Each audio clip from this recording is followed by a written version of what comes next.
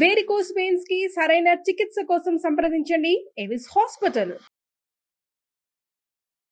విశ్వోపప్లవశమనైకబద్ధ దీక్షం విశ్వాసస్తవకిత చేతసాం జనానాం పశ్యామః ప్రతినవకాంతి కందళార్ద్రం పశ్యామః పథి పథి సత్శైశవం మురారేః. శ్రీకృష్ణుడి శైశవమూర్తి ప్రతి మార్గంలోనూ కనపడాలి మనకి. కృష్ణుడు అంటే కృష్ణుని బాల్యం ప్రతి చోట కనపడాలంటే ప్రతి బాలకుణ్ణి కృష్ణుడిని చూసినంత ముచ్చటగా చూసుకోవాలి మనం. అంత బాగా చెప్తున్నారు చూడండి. అయితే మనం కాళీమర్దనం గురించి చెప్తున్నాం. వేసవికాలం ప్రారంభమైందట ఆ రోజుల్లో. వేసవికాలం అయ్యేసరికల్లా, వేసవికాలం అంటే ఏమిటంటే గంట గంటకి దాహం వేస్తుంది. ఎక్కడ నీళ్లున్నాయా అని జంతువులు, పశువులు, మనుషులు కూడా వెతుకుతూ ఉంటారు. ఈ గోపబాలుడు గోపాలకులు కృష్ణుడు బలరాముడు కూడా అన్నం తెచ్చుకుంటారు కానీ నీళ్లు తెచ్చుకోరు. నీళ్ళకి వీళ్ళకి యమునా నది ఉంది, చెరువులు ఉన్నాయి, మడుగులు ఉన్నాయి, బోలెడు. అయితే ఏమైందట, ఈ ఒకనాటి వేసవకాలం నాడు బలరాముడు రాలేదట. కృష్ణమూర్తి ఒక్కడే మిత్రులతోటి గోవులను తోలుకుని బయలుదేరాడు. మధ్యాహ్నం అవుతుంటే గోపబాలు అసలు మధ్యాహ్నం దాకా ఆగలేకపోతారు. 9కో 10కో చద్దనం తిన్నారు. మధ్యాహ్నం తినేసరికి కొంచెం చల్లగా ఉంటుంది.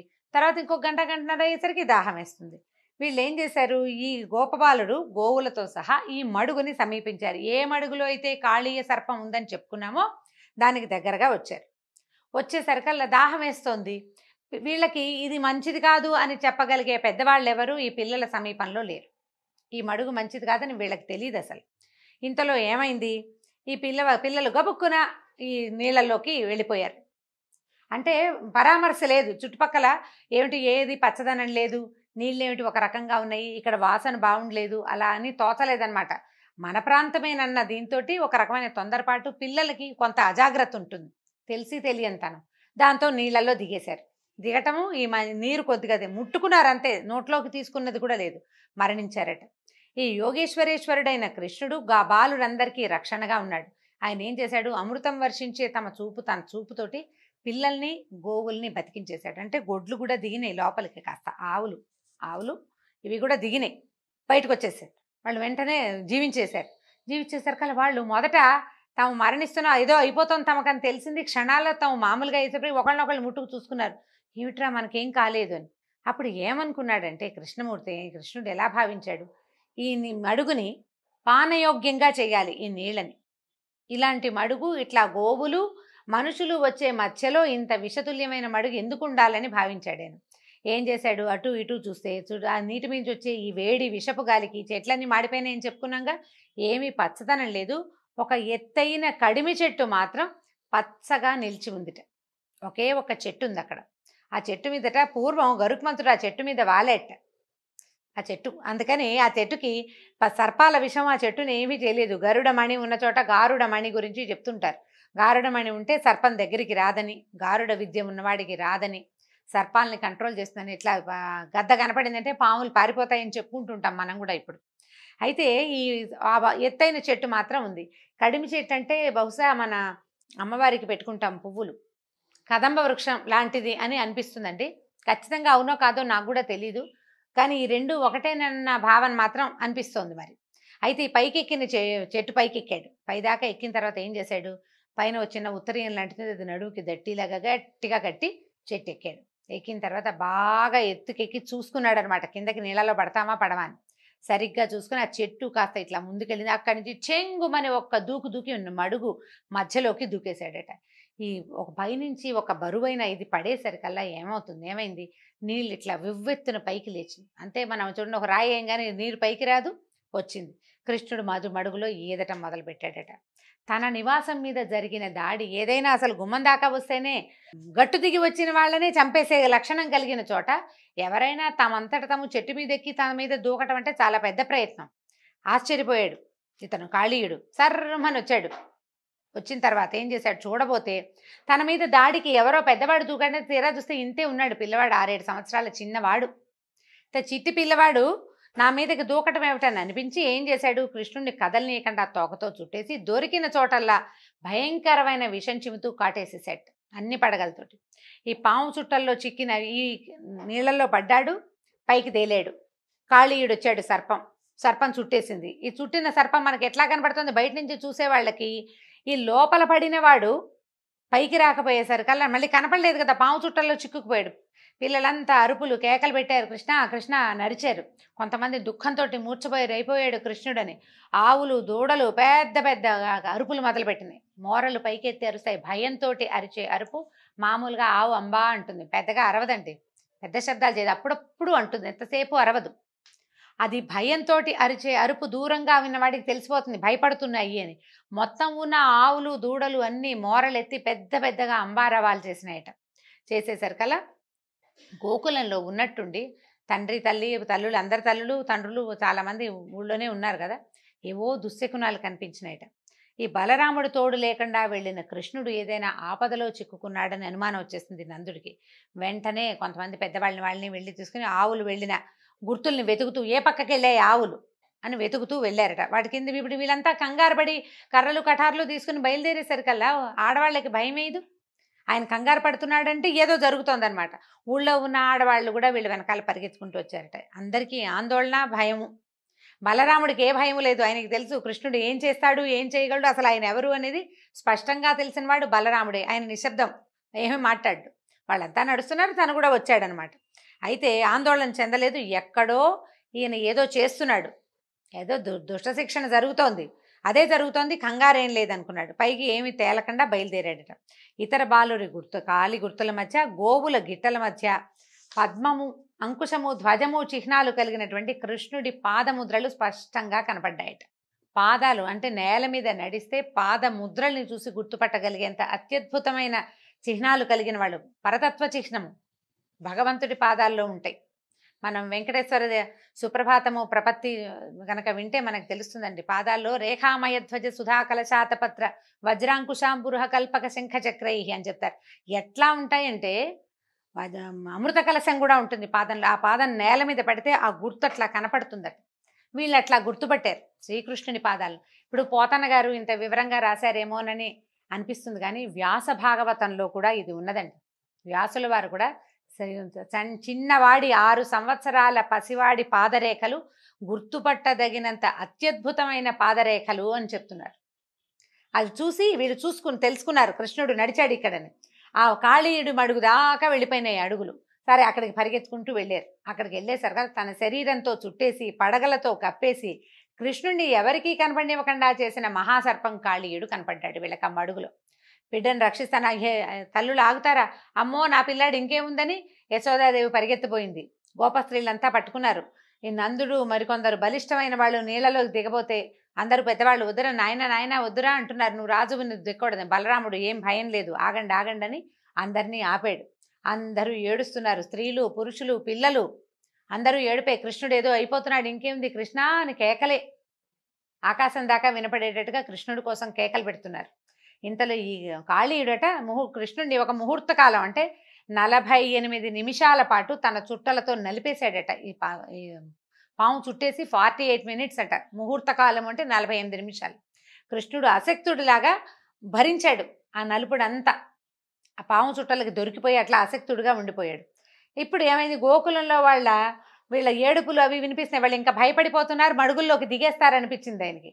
ఇప్పటిదాకా కాళీయుడికి ఆయన సరదా తీర్చుకునేందుకు, ఆయన వేడుక తీరేందుకు సమయం ఇచ్చిన వాడు ఒక్కసారిగా ఇంకా చాలనుకున్నాడు. శరీరాన్ని పెంచడం మొదలుపెట్టాడట. శ్రీకృష్ణుడు పడగలు లేస్తూ ఉంటే ఇతని శరీరం పెరుగుతుండేసరికల్లా అదిమి ఉంచిన పడగల మీద ఒత్తిడి, పడగలు 100 పడగలు ఉన్నాయట అతనికి. ఇవి ఒత్తిడిని తట్టుకోలేకపోయినాయి, సాగదీస్తున్నట్టు అయిపోతుంది. రబ్బర్లా ఉంటుంది పాము చర్మం. అక్కడ చేసేదేం లేక ఈ మహాసర్పం ఏం చేసింది, చుట్టేసి తలతో అణిచేసింది అనమాట, పడగలతో అణిచేసింది. శరీరం పెరుగుతుంటే ఈ పడగలు వెనక్కి తోసేయబడుతున్నాయి, నొక్కేయబడుతున్నాయి. మెల్లిగా పడగల పైకెత్తి చూస్తూ ఉండిపోయింది. ఇట్లా సర్పం వెనక్కి వచ్చేసింది. ఈయన ఈ చుట్టల మధ్యలో నుంచి పైకి పెరుగుతున్నాడు. తల వెనక్కి పెట్టి ఈ పడగల్లో ఉన్న ఇన్ని కళ్ళతోటి అని నిర్ఘాంతపోయి చూస్తోంది అనమాట. ఈ పెరుగుతుంటే శరీరం నిలువే కాదు కదా, అడ్డంగా కూడా పెరుగుతుంది. నిష్ఫలమైన రోషంతో చూస్తోందట సర్పం. ఈ పెరిగేసరికల్లా ఈ గట్టిగా పట్టి ఉంచాడు కదా చుట్టలు చుట్టి, ఈ చుట్టలు సాగిపోవటం మొదలుపెట్టినాయి. ఇప్పుడు బిగుద్దాం అనుకున్నాడు, బిగిస్తే ఇంకా సాగిపోతుంది. ఇక చేసేదేం లేక వదిలిపెట్టేశాడు. కృష్ణుడు వదిలేశాడు. ఈ పట్టు నుంచి విడవబడ్డ కృష్ణుడు గట్టు మీదకి ఎక్కే ప్రయత్నం చేయలేదు. చేయకుండా ఏం చేశాడు, దాంతో ఆడడం మొదలుపెట్టాడు ఆ సర్పంతో. వేగంగా దాని చుట్టూతా ఈదుతున్నట్టు. ఈ సర్పం కూడా తన చుట్టూతా ఈదేవాడి మీద కాటు వేయటానికి పడగలు విసురుతూనే ఉంది. పాము కూడా ఊరుకోదు, ఆ గుణం లేదనమాట. 100 కాదండి 101 పడగలు ఉన్నాయట కాళీయుడికి. ఈ 101 పడగల్ని తిప్పుతోంది, అటు తిప్పి ఇటు తిప్పి. ఎప్పుడు అవకాశం వస్తే ఏ పడగతో కుదిరితే ఆ పడగతో కాటేద్దామని ప్రయత్నం చేస్తోంది. అట్లా కాసేపు ఆడి కృష్ణుడు ఒడుపుగా దాన్ని మెడ పట్టుకుని పడగల మీదకి ఎక్కేశాడు. సర్పం తల మీదకి ఎక్కాడనమాట. ఈ సర్పపు పాము తాలూకు పడగల మీదకి నిలబడేసరికి పద్మాలు ఎర్రగా ఉంటాయి అరిపాదాలు. ఆ ఎర్రటి స్వామివారి పాదాలు పడగల మీద ఉన్న మణుల స్పర్శతోటి పద్మాల్లాగా మెరవడం మొదలుపెట్టాడు. ఈ పాము సర్పము దివ్య సర్పం. ప్రతి పడగ మీద దానికి మణి ఉంది. ఆ మణులు 101 మణులు, వాటి మీద ఈ ఎర్రటి పాదాలతో నెక్కేసరికల్లా ఇంకా ప్రకాశవంతంగా మెరిసిపోతున్నాయట పాదాలు. అఖిల కళలకి ఆది గురువైన శ్రీహరి కృష్ణుడి రూపంలో ఈ కాళీయుడి పడగల మీద నాట్యం చేయటం మొదలుపెట్టాడు. కాళీయుడు ఇప్పుడు కాలు కదిలినప్పుడల్లా ఏది తన వైపుకి వంగకుండా పైకి వస్తుందో దాని మీద తొక్కడం మొదలుపెట్టాడనమాట. ఏది ఒక్క పడగని కూడా కాలు తగలనివ్వకుండా లేదు. ఆ పాము ఊరుకోవటల్లా ఇతను పక్క కదిలినప్పుడల్లా పడగెత్తుతోంది కొట్టడానికి, కాటేయటానికి. ఆ లేపిన ప్రతి తలని తొక్కి చిత్త కొట్టేశాడట తల అంతా. చివరికి ఏమైందంటే గొడుగులాగా ఇట్లా అని నిలబడే పడగని దించేసేట. మెత్తగా అయిపోయింది, శరీరం శిథిలమైపోయింది.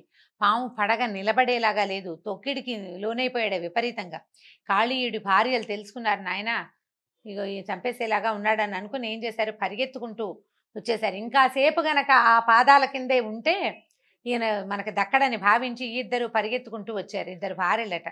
ఇతన్ని ప్రతిభిక్ష పెట్టు నాయన, మా భర్తని వదిలిపెట్టేసేయమని ప్రార్థించారు. మనం కాళీయ మర్దనం పిక్చర్ చూస్తుంటాం చూడండి, ఫోటో చూస్తే మనకు కనిపిస్తుంది. దాని మీద నుంచున్నాడు, తోకని పట్టుకున్నాడు. ఇది తోకతోటి కూడా దాడి చేయగలదు. ఆ తోక పట్టుకుంటే ఏమవుతుందంటే కదలలేదనమాట. ఇంకా సర్పం కదలకుండా చేసాడు. అక్కడి నుంచి ఈ 2 సర్పాలు వచ్చి బతిమలాడినాయి. నువ్వు దుష్టుల్ని శిక్షించడానికి వచ్చిన జగన్నాథుడు అని మాకు తెలిసింది. దయామయుడివి నువ్వు ద్వేషంతో, పగతో, కోపంతో ఎవరి మీదకి వెళ్ళవు. ఎవరైతే సన్మార్గుల్ని ఇబ్బంది పెడతారో వాళ్ళ జోలికే వెళ్తావు, కానీ లేనివాడిని నువ్వేమీ చేయవని మాకు తెలిసిపోయింది. నువ్వు ఇప్పుడు మమ్మల్ని ఇంత శిక్షించినా, మా భర్తని ఇట్లా తలలు చితకొట్టేసినా సరే ఇది మా మీద నువ్వు చూపించిన అనుగ్రహమేనని భావిస్తాను తండ్రి.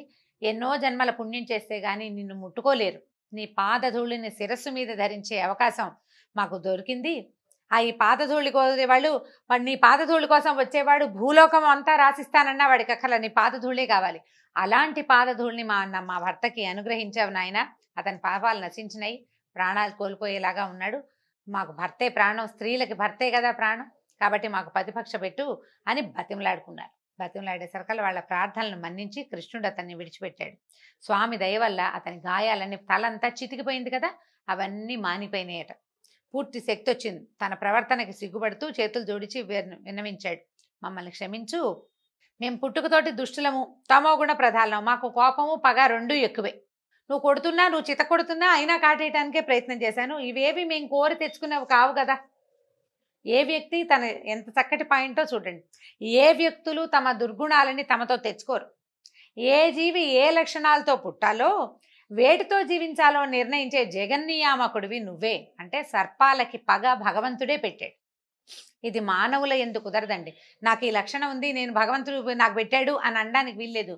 భగవంతుడిని మానవులు అని ఎందుకు చెప్పారంటే మానవత్వంతో ఉండమని మానవులను సృష్టించాడు. మనం రకరకాల లక్షణాలు తెచ్చుకుని ఇదంతా దేవుడే మాకు పెట్టాడని అనడానికి వీల్లేదు.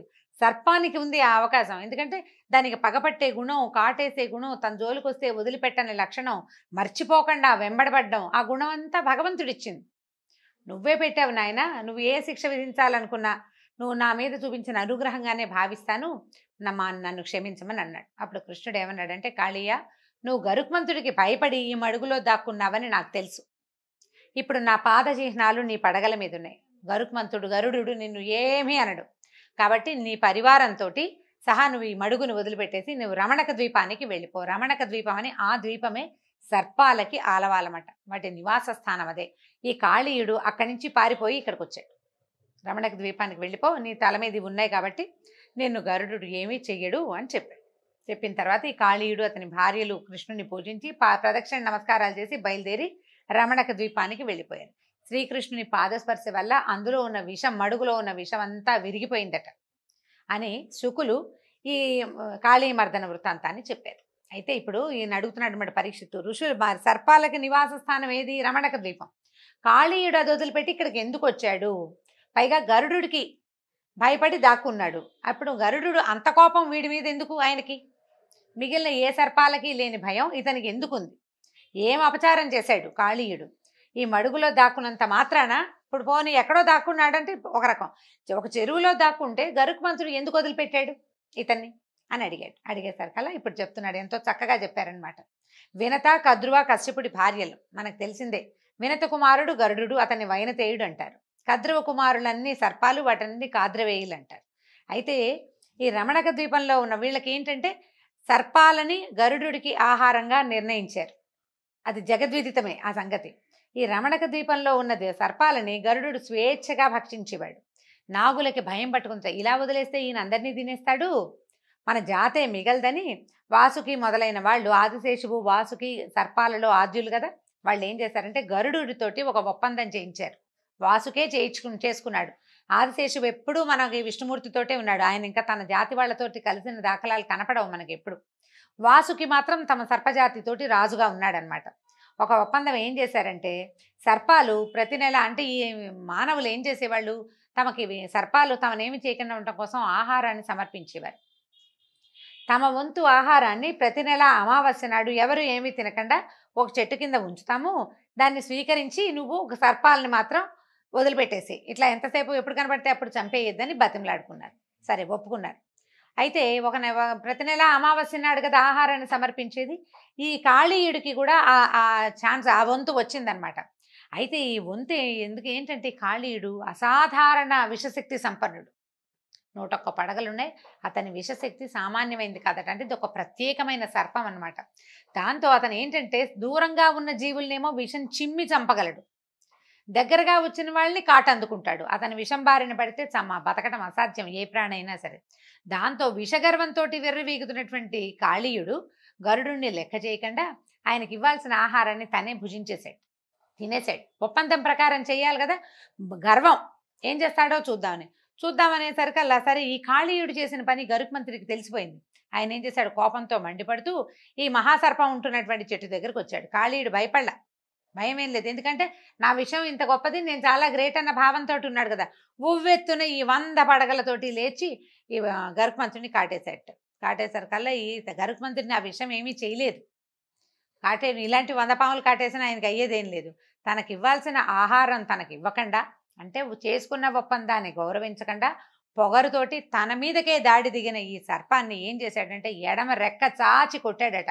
అసలు బంగారు కాంతులతో మెరిసిపోతూ ఉంటుందట ఆయన రెక్కలు, బంగారపు రెక్కలు. కొట్టేసరికల్లా ఈ సర్పం కాస్త దానికి ఏమైపోయిందంటే ఎక్కడికక్కడ శరీరంలో సందులన్నీ ఊడిపోయినాయి అనమాట. అంటే అన్ని కీళ్లు విరిగినంత పని అయింది. ఆ దెబ్బ తట్టుకోవడం చాలా కష్టం. ఈ గరుత్మంతుడు పొడిచి చంపి ఉండవచ్చు, ఆ పని చేయలేదు. చంపనని ముందే నాగులకి మాట ఇచ్చున్నాడు కదా. కోపం వచ్చింది ఆయనకి, ప్రశ్నిద్దామని వచ్చాడు. ఈ ప్రశ్నిద్దామని వస్తే అవతలవాడు ప్రశ్నకి సమాధానానికి అవకాశం ఇవ్వకుండా దాడికి దిగినప్పుడు ఏం చేయాలి, అందుకని కొట్టాడు. ఈ కొట్టిన దెబ్బకి ఏమైంది, పడ్డాడు, చాలా ఒళ్ళంతా చితికిపోయింది, ఎక్కడికక్కడ కీళ్ళు వాళ్ళు ఊడిపోయినట్టు అయిపోయినాయి. ఏం చేశాడు సార్, సరసరా పాకుతూ ఈ యమునా నదీ తీరంలో ఉన్న మడుగులోకి ప్రవేశించాడు. అయితే ఈ యమునా నదీ తీరంలో మడుగుంటే గరుడుడికి ఏం కష్టం అండి, ఆయన ఎక్కడికైనా వెళ్ళగలడు. కానీ ఈ మడుగులోకి ప్రవేశార్హత లేదట గరుత్మంతుడికి. అందుచేత ఆయన వదిలిపెట్టేశాడు. దాంతో కాళీయుడు ఇక్కడే ఉండిపోయాడు. అయితే ఈ మడుగులోకి గరుత్మంతుడు ఎందుకు వెళ్ళలేకపోయాడు, ఎట్లా కాళీయుడు ఇక్కడ రక్షణ పొందాడో వచ్చే కథలో విందామండి. అయితే ఈ కాళీయమర్దన గాథని వినేవాళ్ళు, చదివేవాళ్ళు, చెప్పించుకుని వినేవాళ్ళకి కూడా విషభయం ఉండదని, విషం తాలూకు ప్రమాదాలకి లోనుగారని వ్యాసల వారే స్వయంగా సెలవిచ్చారు. దీంతో భాగవత కథాసుధ ఈరోజు భాగం సమాప్తం. మళ్ళీ కలుసుకుందాం. నమస్కారం.